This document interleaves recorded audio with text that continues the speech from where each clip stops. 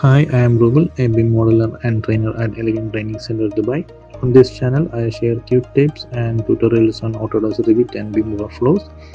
Today, I will show you how to create a perforated facade panel in Revit. If you enjoy learning with me, don't forget to like and subscribe for more BIM and Revit tutorials.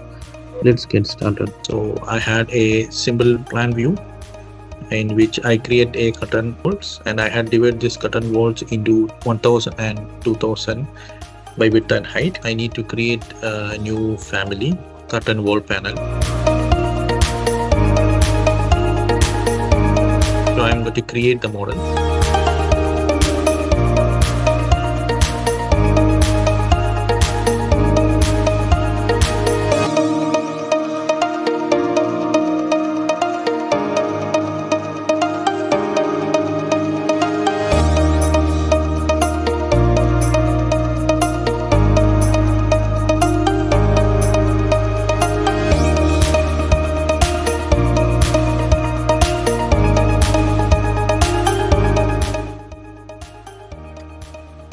So this is the panel I created. Now I can apply the material.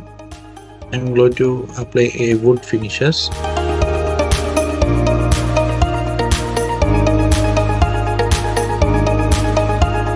So this is the panel I created. Now let's replace this panel to our existing curtain panel system. So I can load this into the project.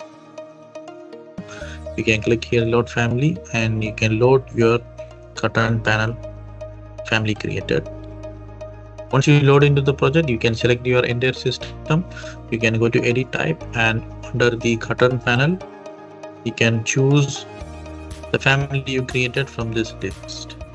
And you click apply and OK.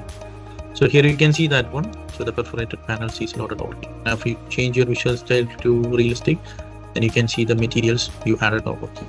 So this is how you can create the perforated facade panels in the Revit. For more videos, you can subscribe to our channels.